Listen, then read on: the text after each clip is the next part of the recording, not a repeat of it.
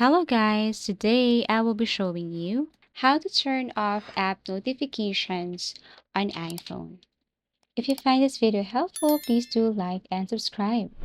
So first, you have to simply go to your iPhone settings, click the gear icon here. Now you have to scroll down and look for notifications. Tap on notifications. Here you can scroll down and scroll through the list and tap the application you want to manage. For example, if you want to turn off TikTok's notification, you just have to click TikTok and then toggle off the notification.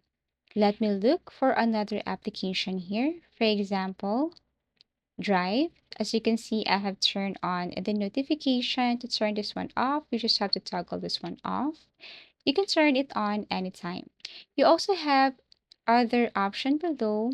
If you want to customize instead of turning off, if you don't want to fully disable notifications, you can turn off sounds, badge, lock screen alerts, and allow only notification center or banners. Or you can just turn off anything here by turning off the allow notification. Basically, that's how easy it is to turn off app notifications on iPhone. Thank you so much for watching and see you again in our next video tutorials.